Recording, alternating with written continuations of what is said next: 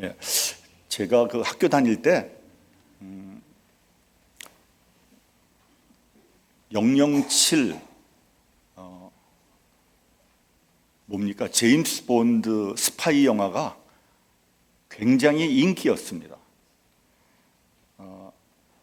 특별히 007 영화에 나오는 남자 주인공은 미남의 대명사였습니다.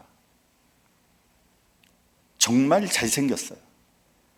같은 남자가 봐도 가슴 떨리는데 여성들이 보면은 어땠을까? 잠 못 이루었을 것 같아. 물론 뭐 영화지만 그 007 제임스 본드가 눈짓 한 번만 하면 여성들이 다 넘어왔어요. 정말 그랬을 것 같아요. 그 007 영화에 나오는 남자 주인공 이름, 첫 번째 주인공 이름 아십니까? 예, 션 커넬리라는 배우였습니다. 완전 미남이죠. 완전 미남. 근데 저는 개인적으로 그 사람보다 두 번째 주인공 라저 무어라는 사람이 더 잘생긴 것 같아요. 예, 어떤 여성분은 아니라는 거. 제 생각이 그렇다는 거예요. 제 생각이 완벽한 미남인 것 같아요. 그래서 그 사람을 보며 세상 참 불공평하다 그런 생각을 했습니다.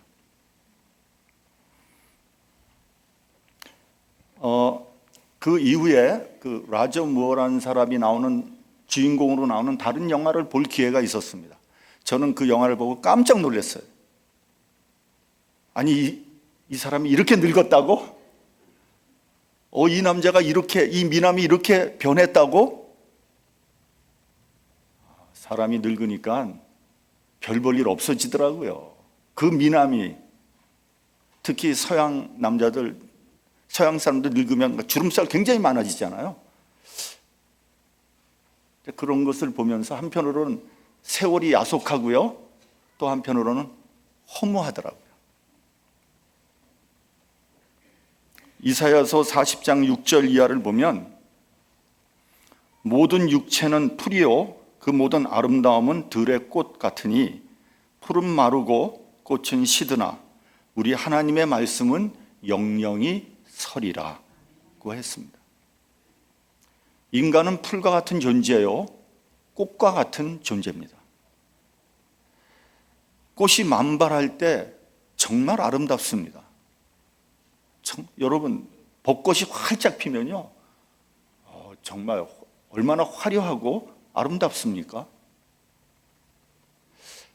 사람도 젊었을 때는요 진짜 이쁩니다.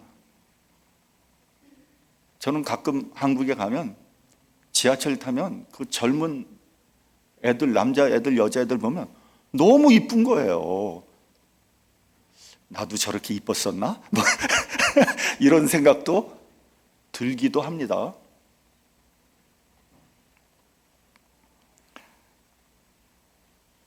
그런데 얼마 못 갑니다. 금방 시듭니다. 꽃이 시들면요, 그 버리기도 아깝고 처치곤란이에요. 처치곤란. 모든 아름다움은 죽음과 함께 추한 것으로 변합니다. 아무리 사랑하는 사람도요, 죽으면 빨리 땅에 묻어버려야 돼요. 비정하죠. 그러나 어쩔 수 없어요. 왜요? 죽으면 썩어서 냄새가 나기 때문에 그런 겁니다. 그리고 병균의 온상이 되죠.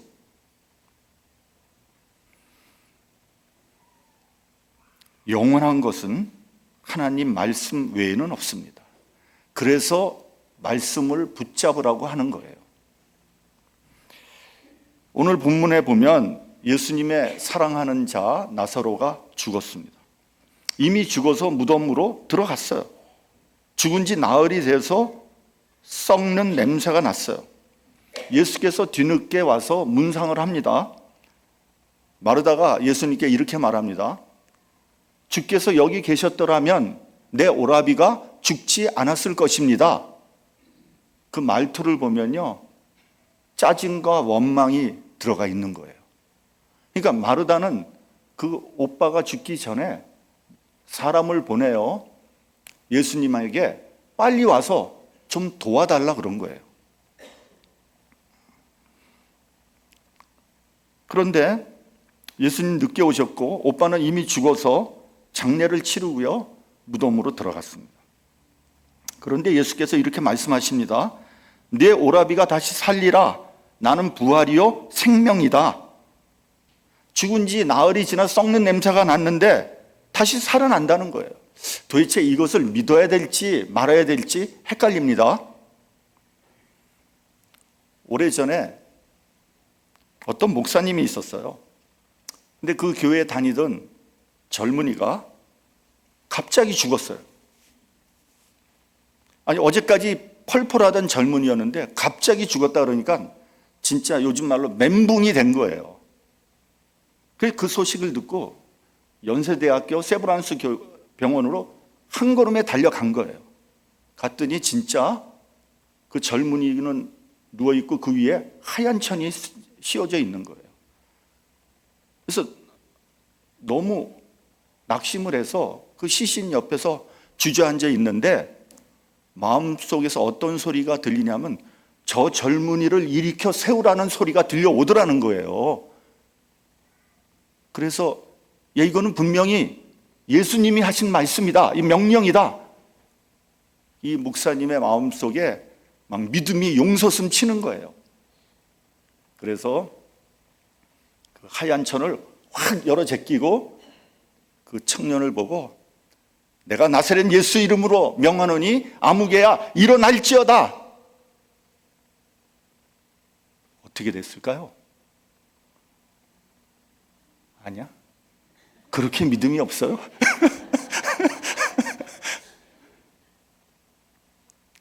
꿈쩍도 안 하더라는 거예요. 그래서 못 들었나? 두 번째, 나사렛 예수 이름으로 명하노니 아무개야 일어날지어다. 꿈쩍도 안 하더라는 거예요. 3-4번, 한 번 더 크게 소리를 질렀어요. 미동도 하지 않더라는 거예요. 등에서 식은땀이 쭉 흐르더래요. 그 다음부터는 정신없이 외쳤다는 거예요. 일어나라! 그랬더니 그 죽은 청년의 아버지가 와서 목사님 그만하시죠 그러더래요. 이거는 그 목사님이 저한테 직접 한 얘기예요. 실제로 있었던 얘기예요.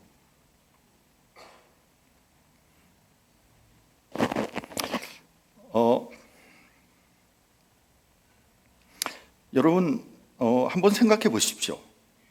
하늘나라가 이 땅보다 훨씬 더 좋다면 하나님께서 뭐 때문에 그 청년을 다시 살려내겠습니까? 그래서 그런 믿음을 자기 중심적인 믿음이라고 하는 거예요. 자기 생각만 하는 거죠.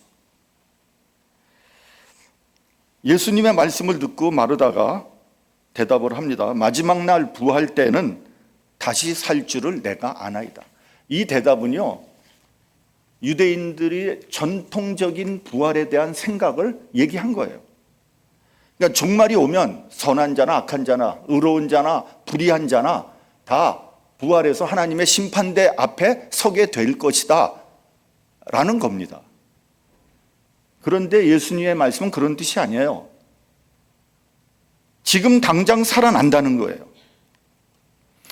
여러분, 우리가 부활에 대해서 좀 오해를 하는 것들이 있습니다. 여러분 한번 들어보세요. 성경에서 말씀하는 부활의 참 뜻이 무엇인지 좀 알아야 되고요. 우리가 그 부활을 믿어야 되는 거예요. 우선 부활이 뭔지를 알아야죠. 여러분, 톨스토이의 부활이라는 소설이 있어요.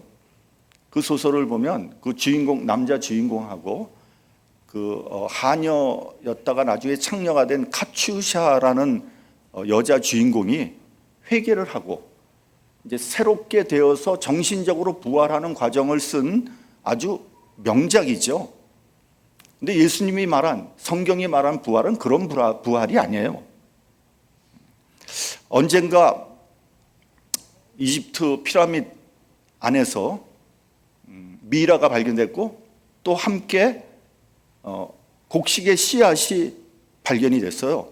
그래서 그 3,000년 된 그 씨앗을 땅에 심었더니 그 굳은 땅을 뚫고 새싹이 나오는 거예요.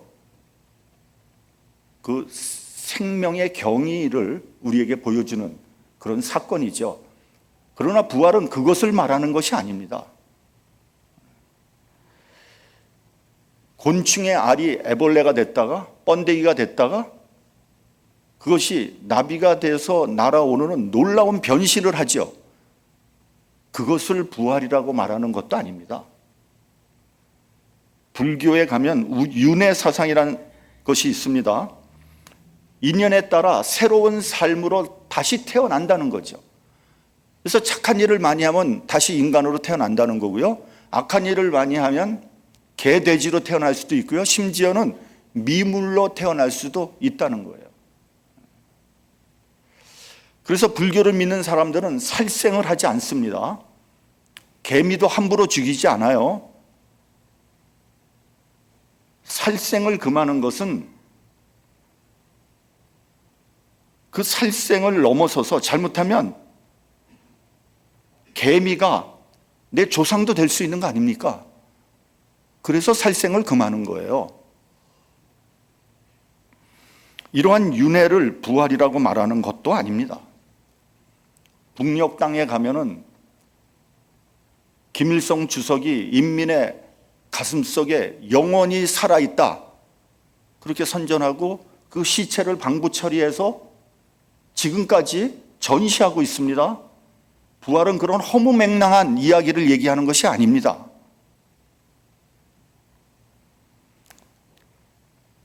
또 영혼 불멸설이라는 것이 있어요.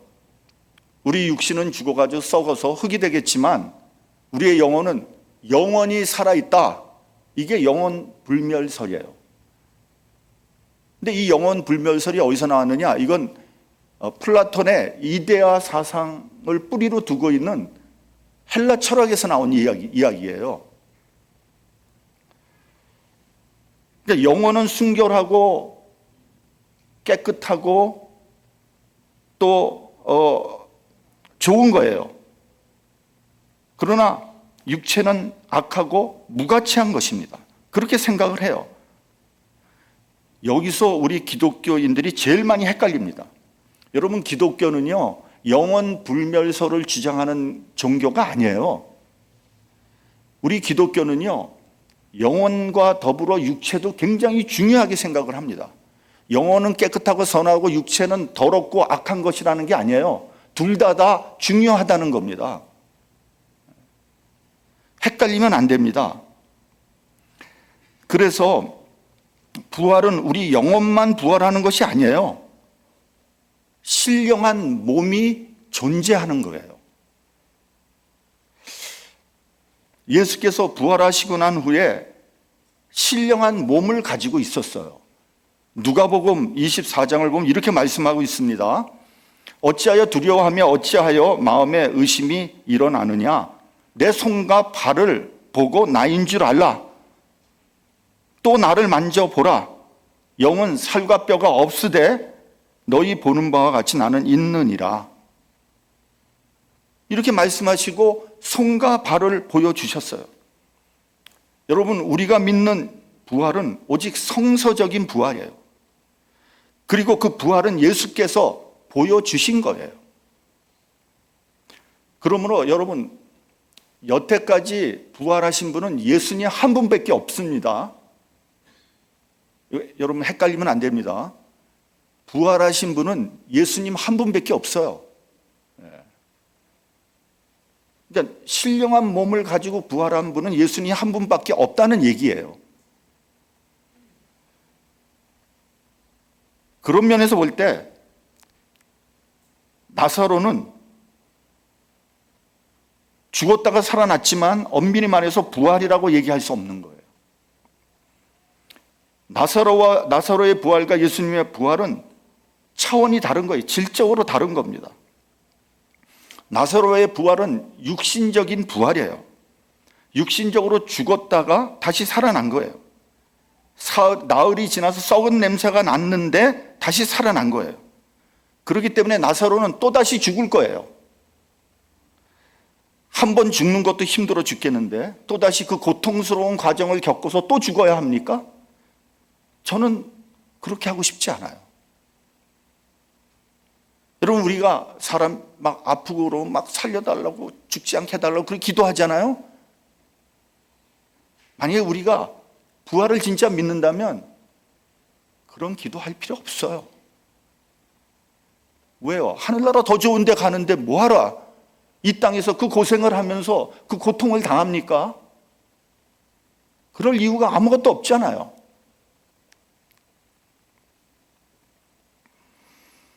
요즘 우리 교회 성도들이 연달아 하늘나라에 가셨어요. 저지난주에는 여러분도 아시다시피 최성렬 장로님, 사랑하는 장로님 돌아가셨어요. 그리고 지난 월요일에는 우리 김지호 집사님 돌아가셨어요. 안타깝고 슬픈 일이지만 저는 목사로서 오히려 하나님께 감사드렸어요. 더 이상 고생하지 않아도 되잖아요. 특히 암은 굉장히 고통스럽다고 합니다. 본인이 아픈 것은 물론이고 그 본인을 보면서 옆에서 간호하는 그 가족이 얼마나 힘든지 말로 다 할 수 없어요. 그런 면에서 볼 때 우리 최승근 권사님, 김경자 권사님 정말 수고하신 거예요. 정말 수고하셨어요. 제가 이렇게 신방을 가면 그냥 제가 못 봐줄 정도예요. 얼마나 힘들어 하시는지. 이제는 본인 건강을 챙기십시오. 바깥 어른이 남겨두고 가신 하나님의 남은 사역을 성실하게 감당하십시오. 그리고 산 사람은 살아야 합니다. 어차피 회복 가능성이 없는 환자라면 고통을 덜 받고 하늘나라에 가는 것이 감사한 일이에요. 우리 예수 믿는 사람들은 죽음으로 끝나지 않습니다. 우리는 주님과 함께 낙원에 가서 쉬게 될 거예요. 그것을 성경에서 뭐라고 얘기했냐? 잠잔다라고 표현하고 있습니다. 데살로니가 전서 4장 13절에 보면 형제들아 자는 자들에 관하여는 너희가 알지 못함을 우리가 원치 아니하노니 이는 소망 없는 다른 이들과 같이 슬퍼하지 않게 하려 함이다 라고 되어 있습니다. 사람이 죽는 것은 슬픈 일이지만 세상 사람들과 같이 소망 없이 슬퍼할 일은 아니라는 거예요. 왜냐하면 우리는 나중에 다시 만날 것이기 때문에 그렇습니다. 우리는 여기서 나사로가 진짜 살아났는지 아닌지 이런 유치한 질문을 하지 않겠습니다. 여러분, 부활은요, 이것 잘 들으셔야 됩니다. 부활은 과학적으로 논리적으로 증명할 수 있는 게 아니에요. 증명이 가능하지 않아요. 이것은 마치 창세기 1장 1절에 나오는 태초에 하나님께서 천지를 창조하시니라 라는 대명제와 같은 거예요. 여러분, 천지를 하나님이 태초에 천지 창조해, 그게 논리적으로 과학적으로 그게 증명이 됩니까? 설명할 수 있겠어요? 불가능합니다. 그게 어떻게 증명이 되겠어요? 부활도 마찬가지예요. 그 사건은 믿음으로 받아들이는 거예요. 그런데 여러분, 나사로의 부활은 역사적인 사실이에요. 왜냐하면 요한복음 12장 9절부터 12절까지 보면 이렇게 되어 있어요. 유대인의 큰 무리가 모여들었어요. 그 이유는 뭐냐면 예수님 물론이고 죽었다가 되살아난 나사로를 보기 위해서 사람들이 많이 몰려들었다는 거예요. 그래서 대제사장들이 나사로까지 죽이려고 모의를 합니다. 왜냐하면 나사로 때문에 예수를 믿는 사람들이 너무 많아진 거예요. 위협을 느낀 거죠. 그렇다면 하나님께서 나사로를 살려주신 이유는 무엇이겠습니까? 첫째는 나사로의 부활은 예수님의 부활을 보여주는 예입니다. 예수님의 부활이 너무 믿기 힘든 일이기 때문에 죽어서 나흘이 돼서 썩는 냄새가 나는 나사로를 부활시킴으로써 한 예를 보여주신 거예요. 근데 그럼에도 불구하고 예수님의 제자들은 예수님의 부활을 하나도 믿지 못했어요. 그 대표적인 예가 누굽니까? 도마 아닙니까? 도마. 제자들이 부활하신 예수님을 내 두 눈으로 똑똑히 봤다고 얘기하니까 도마가 뭐라고 얘기를 합니까? 내가 그 손에 못자국을 보며 내 손가락을 그 못자국에 넣으며 내 손을 그 허리에 옆구리에 넣어보지 않고는 내가 믿지 못하겠다. 똑부러지는 얘기 아닙니까? 내가 확실히 보고 내가 확인하겠다 이런 얘기잖아요. 심지어는 제자들이요, 예수님의 부활을 보고도 믿지 못했어요. 근데 저는 이 성경의 말씀이 너무 듣기가 좋은 거예요. 왜냐하면 만약에 예수님의 제자들이 다 믿었다 그러면 저는 오히려 그게 더 이상하다고 생각할 거예요. 아니, 그 믿지 못할 일을 다 믿었다? 그거 거짓말 아니에요? 근데 제자들이 하나도 다 믿지 못했다는 거예요. 그거 굉장히 리얼한 얘기 아닙니까? 안 그래요? 이 김사량 집사만 끄덕거리고 나머지는 다 그랬어요?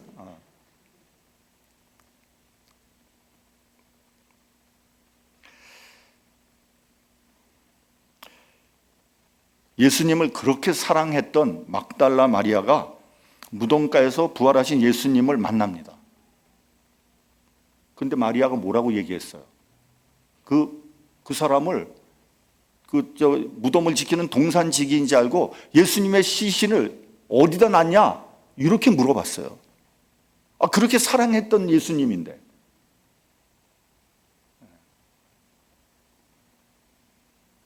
예수님이 마리아야 이렇게 얘기하시니까 그때서야 이분이 예수님인지 그때서야 깨달은 거예요.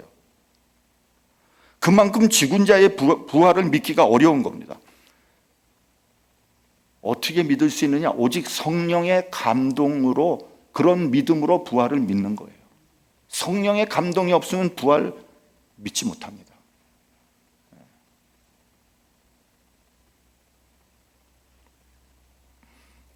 둘째, 왜 나사로를 살렸느냐? 예수님이 생명의 주인이라는 사실을 알려주신 거예요.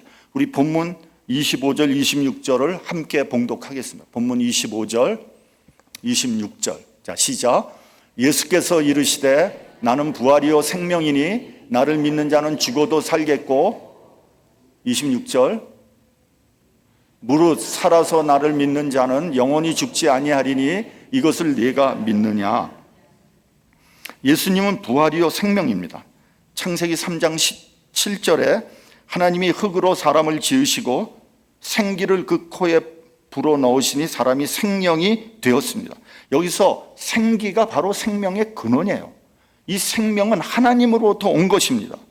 생기를 받은 아담을 뭐라 그러냐면 생령 혹은 산영, living being 이렇게 얘기를 했습니다.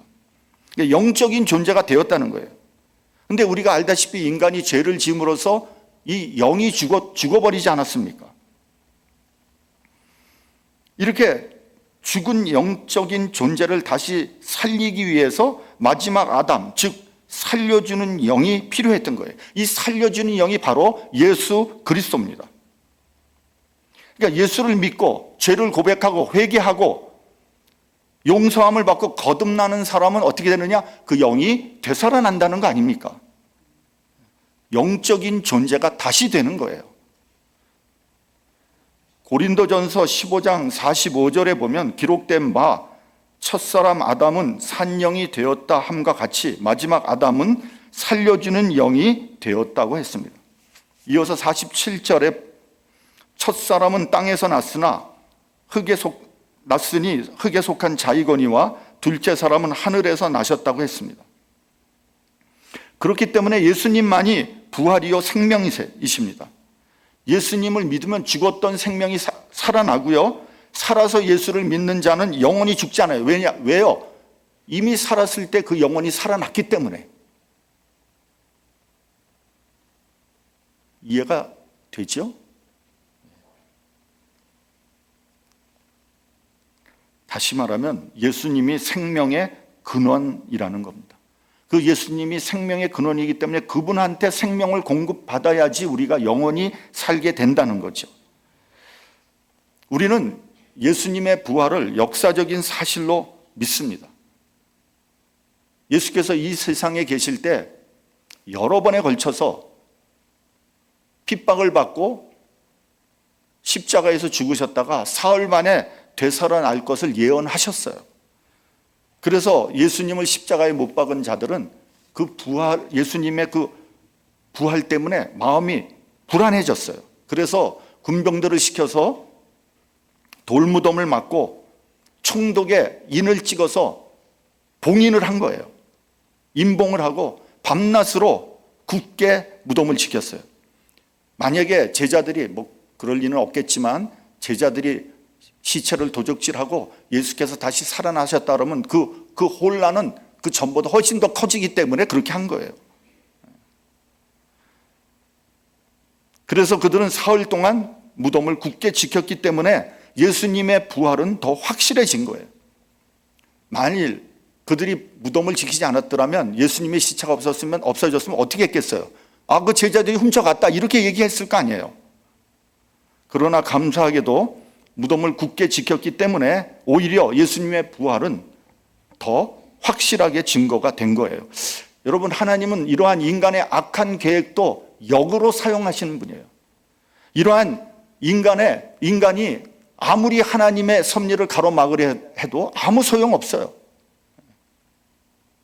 오히려 그 방해 때문에 하나님의 뜻이 더 확실하게 드러나게 되는 거죠.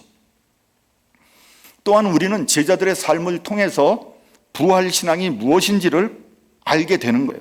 제자들은 십자가 앞에서 비겁하게 다 도망쳤어요. 특별히 수제자 베드로는 계집종 앞에서 3번이나 주님을 부인하지 않습니까?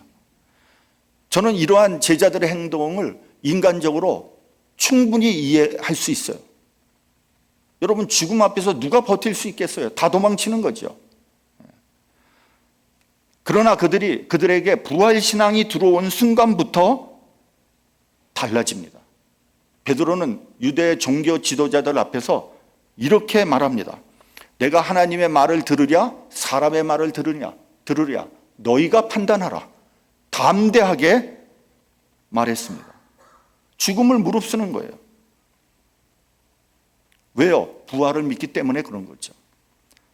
또 부활신앙을 근거로 네 것 내 것 가리지 않고 서로 물질을 나눴었어요. 여러분, 이것은 부활신앙이 없으면 불가능한 일이에요.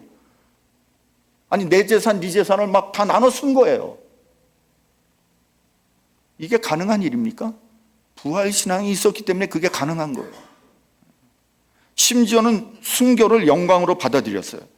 그 용기와 능력과 권세는 도대체 어디서 온 것입니까? 부활신앙이 내 믿음으로 됐기 때문에 그런 일이 일어난 거예요. 여러분, 기독교 신앙의 가장 중요한 것을 하나를 뽑으라면 여러분 뭐라고 얘기하시겠어요? 부활신앙이에요. 부활신앙. 그래서 사도 바울은 부활이 없다면 너희의 믿는 것도 다 헛것이요, 너희가 전파하는 것도 다 헛것이라 그랬어요. 그렇기 때문에 여러분, 아무리 오래 교회를 다녔다고 할지라도 부활신앙이 없으면 그거 다 헛일이에요.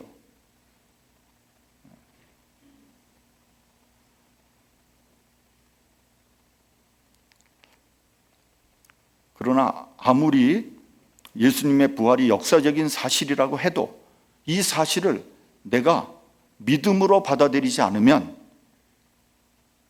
부활과 나는 아무런 상관이 없는 거예요. 여러분, 우린 사도행전을 통해서 제자들이 어떻게 부활신앙을 갖게 되었는지를 알고 있습니다. 120명의 성도들이 마가의 다락방에 모여서 전심으로 기도했을 때 성령께서 바람같이 불같이 각 사람의 위에 임했습니다. 그래서 그들이 부활신앙을 갖게 된 거예요. 아직도 부활신앙이 없습니까? 아직도 신앙생활에 확신이 없습니까? 성령께서 역사하실 때까지 한번 기도해 보시기 바랍니다. 기도 없이는 부활신앙을 가질 수가 없어요. 그게 성경이 말씀하는 거예요. 여러분, 잘 사냐 못 사냐, 오래 사냐, 짧게 사냐, 건강하냐, 병들었냐, 이거 그렇게 중요한 거 아닙니다. 어차피 죽는데요. 문제는 우리에게 부활신앙이 있느냐 없느냐입니다. 우리 영혼만 영원히 산다, 이런 관념적인 부활이 아니에요. 이 땅에서 오래오래 백수까지 산다, 이거 아닙니다. 그게 우리의 목표가 아니에요. 나사로와 같이 육신적으로 다시 살아나서 또 죽어야 하는 그런 부활을 바라지 마십시오. 오직 그리스도와 함께 그분의 영광에 동참하고 그분과 함께하는 부활을 믿고 부활신앙에 근거하여 신앙생활 하시기를 바랍니다. 나는 부활이요 생명이니 나를 믿는 자는 죽어도 살겠고 무릇 살아서 나를 믿는 자는 영원히 죽지 아니하리니 이것을 네가 믿느냐? 기도하겠습니다.